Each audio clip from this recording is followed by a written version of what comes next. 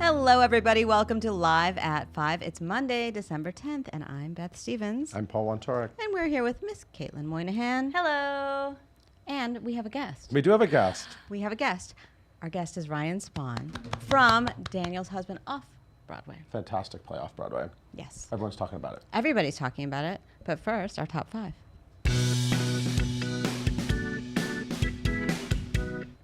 Someone new is joining the harvest. Hey, so you know The Ferryman, it's a big hit. I love it. Love it. You love We it. love I know it. you do. We all love it. The whole office, like, it's a little We're Ferryman very crazy. passionate about the Ferryman. Yes. Yeah, it comes up a lot.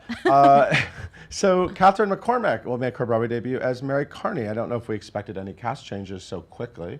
We didn't, but it's Genevieve okay. O'Reilly is leaving the production December 16th, and Catherine will join on December 18th. She did it in London. She did. Jez She Butterworth, of replaced course, me. wrote this fantastic play. She also got an Olivier nomination in the year 2000. I was alive. That was the year we I was started alive. working here, Beth. You don't have to tell everyone that, For All My Sons, which is a fantastic play. which is coming back in the spring. It is. Who's playing that role? Annette Bening. Annette Bening. Welcome believe. back, Annette. Bring Warren. Big fan of Warren. If you come on Live at 5, bring Warren Beatty with you, please. She's I'm also sure been that'll seen in happen. The Graduate, my brilliant friend, Dancing at Lunasa, King Lear, The Heresy of Love, Top Girls, and Honor with a U. Thank you, Paul. And we have found our Marion the librarian. Oh my gosh, this was exciting news. This is Jesse cool. Mueller, Tony winner, is joining The Music Man in D.C. with Norm Lewis. This is at the Eisenhower Theater, directed by Mark Bruni, who directed Jesse in Beautiful, for which she won the Tony Award. Oh, I didn't make that connection. I'm here for you. Aren't you smart? I'm so smart. This will be February 6th through 10th. So we got to get to D.C. in February. Well, Very these exciting. Kennedy Center productions are They're sort of a big thing. exciting. Choreographed by Chris Bailey, music directed by James Moore, and of course, this show was written by Meredith Wilson, 2 L's. And Worm is Worm. Worm, we Our like to friend call Norm. Worm. It's a long story. Go look it up on Show Norm People. Lewis, Worm. We call him Worm. He likes it. And all these things just keep getting better.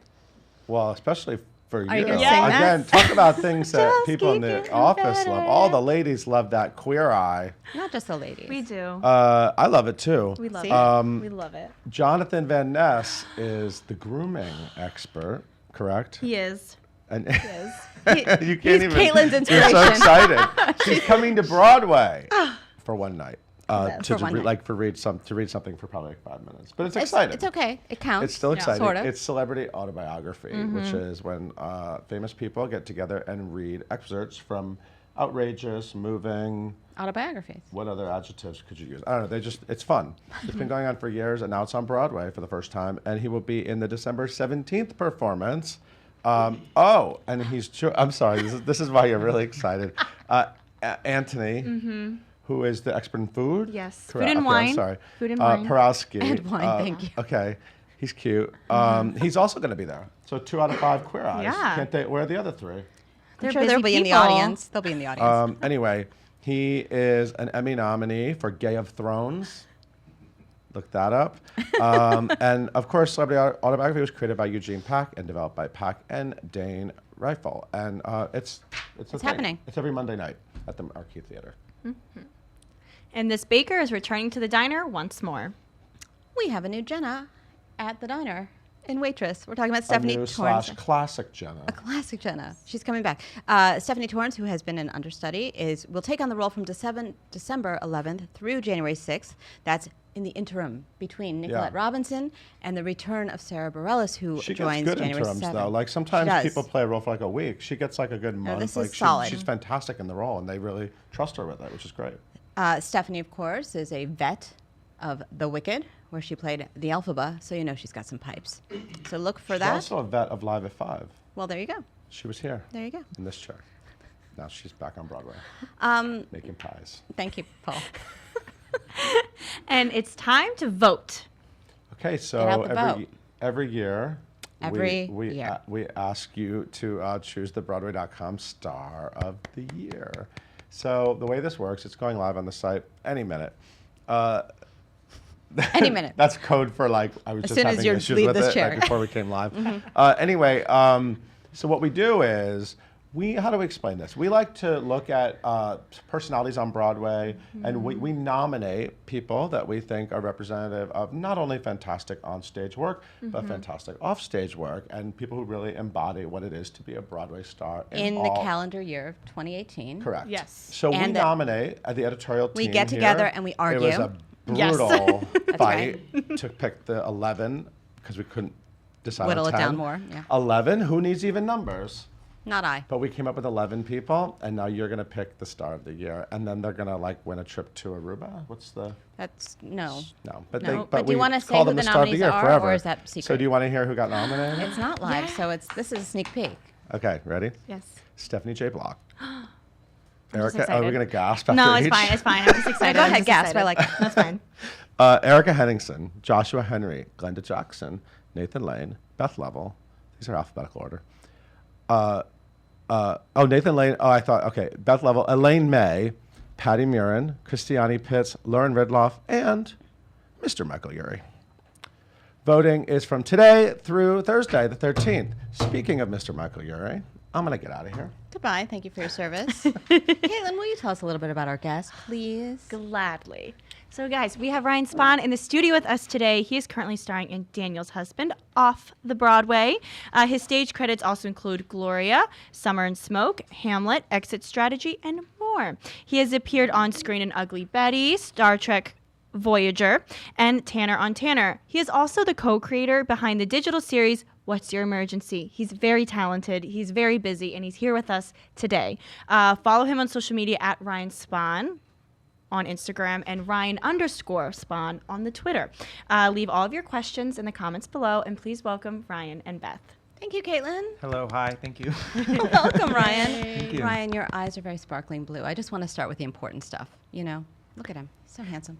Hey, Thank how's you. it going over there at the West Side Theater? It's going well. It's going very well. Thank you. Let's explain for people who have no experience at all, because this is the third incarnation of Daniel's Husband. This is the third round of this play. That For is the correct. people who didn't catch it, let's tell everyone what it's about. Okay, it started, well, Know a little bit about what it is. The play itself is about a couple, two gentlemen who have been together for 7 years, and one really wants to get married, and the other one is a little bit on the fence about it, and it sort of comes to a head in this play. That's right. Yeah. It really I brings don't up a wanna lot. reveal There's too a lot. much. Yeah, we don't want to tell. We're not going to tell you. Spoiler alert. It has Just it has spoiler. a strong right turn in the middle Yeah. of the play. It goes to the side. You know what I was thinking about when I was thinking about Daniel's Husband is you were in another play that I loved, Gloria, Oh yeah. which was Gloria's which so was good. such a well-written play at the So Vineyard good. Theater, and that also took a turn in the middle of that. It did. you- It did. Do you draw any parallels with those two plays? I think it's a really great thing dramaturgically when a play begins and then all of a sudden just becomes not. Right, you what think you're planned watching it to sort of a be. like comedy, and then boom, you're not. Yeah. You're not. Gloria was such a beautiful It play. was a very well-written play. Just Brandon heart-wrenching. Jacobs Jenkins knows how to write a play. Yes, he does. But let's talk about Daniel's Husband. So, this brings up a lot of questions about marriage, especially gay marriage, It does, but I think it does for I think or it's just commitment in general. I think it's not personally not fair to just say it's only about gay marriage, because I think No, it's right. about marriage in general, and I think it's about anything within a couple, with anybody, even friendship, where you have a strong different opinion about anything. Be it religion, be it if I was Jewish and you were Catholic and we were getting married, like that can be a huge debate, and I think people end up transferring anxieties. And I think in this production happens to be two men who are debating marriage. Yeah. You know, it's the holiday season, and people are feeling a lot of drama around families. What makes you Not say me that? personally. Not me. But I've read it in the What's women's family? pages. And I think that when I got married, which was a long time ago, but when I got married, I was told it's not about your relationship, it's about your families. It's bringing two families together. And that can be fraught, to say But the it's least. also something this play talks about a lot, and I think it's important to remember is there's the line in the play actually that there's the family you are born into, but then there's the family that you create in your personal Right, and that you choose. professional life, and so many people forget that they have an active choice with who that family is or isn't. So true. All right, let's talk about your family. Sure, I read something weird, and I want to make sure that it's okay to talk about your family. it's fine. It's okay. Is it true? I'm sweaty. Is it true? So tell me about your family. I'm not going to ask a specific question. What did you hear or read? I read that your step-parents were married to each other. That is correct. They were. That blows my mind. But go on. So for those who don't understand what you just said, it was basically like my parents. plain English was not Two good people were married, and then two other people were married, and they swapped spouses. So they're all still in each other's lives. They're all still in each other's lives, And yours. it makes the holidays very complicated. I wonder why you had that But reaction whenever I had the holidays. But growing up, we did have 4 Christmases. So that there was that movie 4 Christmases with Reese Witherspoon, which all of us saw, Clearly. which was My favorite movie. basically like my family. You had 4 Christmases. How does that work? we On had one to just day? go to like each. Well, we had Like the like traveling we had Christmas like band? Christmas Eve at another one, Christmas morning at another one, and then You my just stay in the same pajamas the whole time? There are photos that exist of us with the outfits that we are given Christmas morning to put on like a uniform, including one for our dog. I like It's- that. it's a lot. You guys dress up your dogs on Christmas. It just makes it better for everyone else. Yeah, it's a matching holiday. Has this play informed or changed your mind about marriage in general? It's informed. Marriage for me was always something that was deeply personal, and I think this play has informed just strictly the legalities of it. Yeah. That like there is a legal contract. There is a contract. There is something with the state is involved in your life, and there's that element. And Yeah. I think this play really highlighted that for me. It makes sense. It makes sense. All right, we have questions Yes, we do. from the world. We got a lot of questions. Oh, God. Let me tell you. All right, we're going to take Straight questions off from the you, bat. but I have more questions too. But we're going to take some questions from you first. We'll Go do ahead. like a little We're gonna flip do a flop little- action. All right. So the first question is, what drew you to Daniel's husband, and what immediately like caught your eye about the show and the script and made you want to do it? The immediate draw was the final scene of the play. There is a wonderfully beautiful final scene that you don't expect to come, and when I read it, when I got to that scene, I was floored by it. That's nice. Interesting. Beautiful. No spoiler alerts, obviously. I but can't now- say, but it's so beautiful. It's so beautiful. We just want to say that Daniel's husband is running through December 30th at the West Side Theater, so run there and you can see this final scene. And Yeah. you'll know, you'll be I in on promise this conversation. you, it is so beautiful. Awesome. So, what is your favorite thing about being in this show and the people you work with? I would say that is the question is its answer. The people I work with are so great. I mean, we've And become you've been a together family. a long time. And Yeah, this the is guy that I play opposite, his name is Matthew Montalongo. We have been an onstage couple half the amount of time that the couple within the play have been a couple. It's a 7-year relationship. And we've been together. We've been doing the play on and off for almost 3 years. So it's You're pretty used to each other by now. yeah, we're halfway there. Well, mazel tov. Because you never when revisiting a play, if you have the luxury of revisiting a play, you don't realize how much you build within your friendship with the people you're acting with, and you can't always find that in a short rehearsal period. And I think we have had the luxury of being able to find such tremendous nuance between each other in a way that makes the whole experience feel very real for all of us. I mean, every night we feel like it's actually happening, which is not always the case. That's amazing. Interesting. Oh, okay. So another question is, what has been your favorite theatrical experience as an audience member? Ooh, I like this question. I would say that the Flippin'. thing that I always go back to is when I saw August Osage County. I sat in the last row. I was told to see it. I didn't live in New York at the time. I knew nothing about it, and I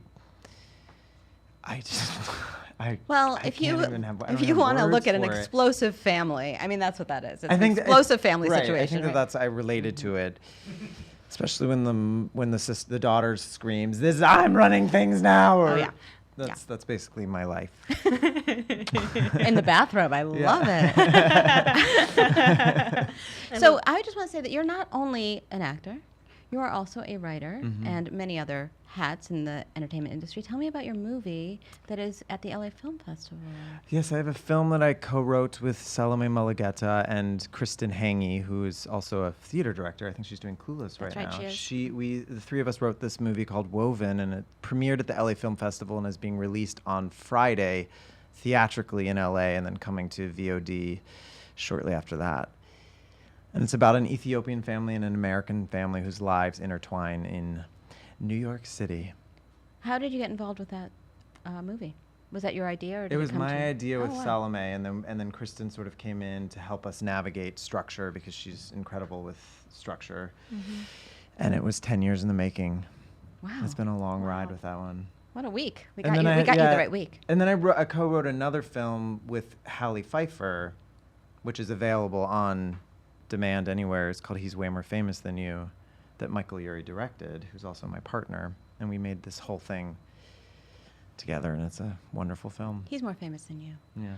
So Michael's on stage now as well in Torch Song. Do you feel like your schedules are now coinciding because you're both in shows? Yes, but then we had to switch our schedule around a little bit at the West Side, and so now we have opposite days off. So my Nice, day come off on. is his hardest day because he has a 2-show day on a Wednesday, and I have the whole day free. So I go see 2 shows in one day.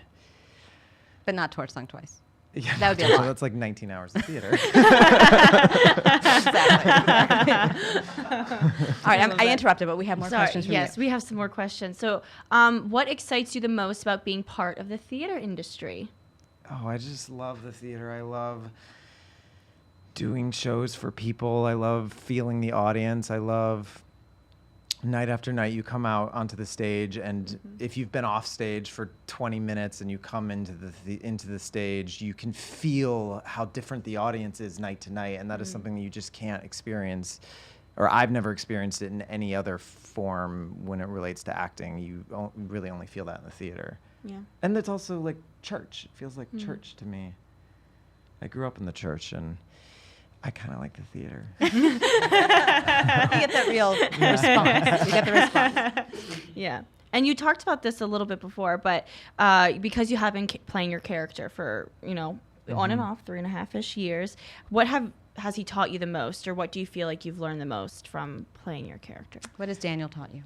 I think sometimes the play deals a lot with people's strong will to be heard or be understood or like to drive their point home, and you sometimes forget the value of calming down or redirecting your anxiety or your point of view, and like instead of yelling it, you have to seduce your way into it. You have to convince the person with another tactic. And I think when I first approached this play, you sometimes only see 1 or 2 ways of getting into the character. And I think over time, you're like, okay, there's 1,000 ways that I can get what I need and what I want. I love that. Okay, and let's do a few more questions. Okay, so because you're such a creative, you're writing, you're in the shows, and a lot of people want to know what you do to relax, or like what your other creative outlets are, or how do you Tell us about the real you. de-stress from Michael all has that? taught me the power of napping, which I How did he teach you that? Lie down. He go to sort sleep. of like put me to bed like I was a child and like go to sleep. It's And 3 I- p.m. You need to go You to need sleep. to take a nap, and I think that has helped me relax a lot. Writing helps me relax a lot, which Schitt's Creek, the television show, which should be in everyone's life. It's the greatest television show. Hanging out with my friends, the usual stuff. Going to the gym. I did my first Soul Cycle class today with Becky Newton. Didn't teach a class. She did a fundraiser for a class, and she. How'd it go? It's a lot. It's a lot. I mean, Can't move, the but class happy, is yes. one thing, and then there's the whole like candles burning and the whole it's Monday. We got Monday. And the communal aspect of it is a whole nother thing. It's a different kind of church. It is, but it was. Sweaty I'm church. very sore. But you look great. You look Thanks. You look fantastic. great. Never better. Thanks, guys. Never better. Thank you. You can tell one Thank session you. done. One and done. All right, and let's do one more question, and it is, what is one thing that you hope audiences get out of Daniel's Husband the most, and why should people come see you guys? I said this before, and I think it's just an important thing to remember.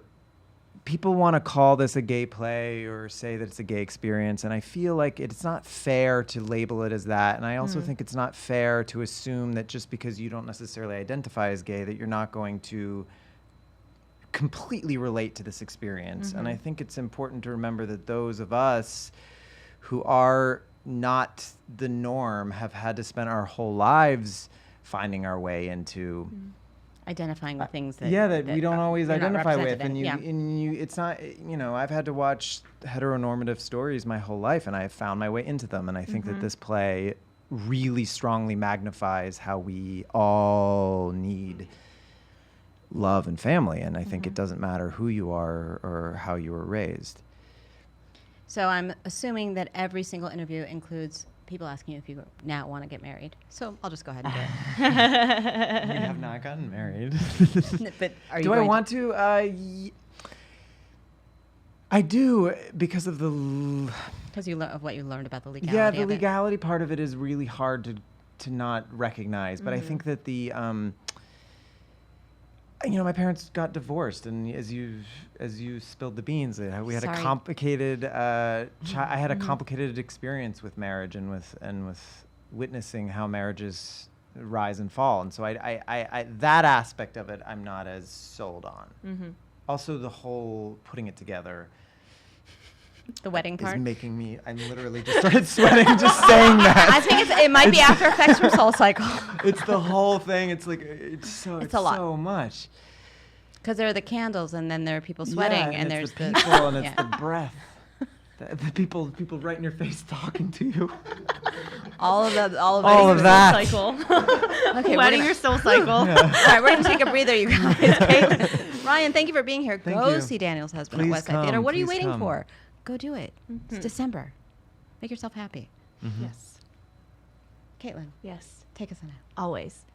Thank you guys so much for tuning in today. We are live at 5 every single day on Facebook. You can listen to us in a podcast form by searching for hashtag live at 5 and hitting that subscribe button. Be sure to tune in on Wednesday when we talk to two of the Radio City Rockettes.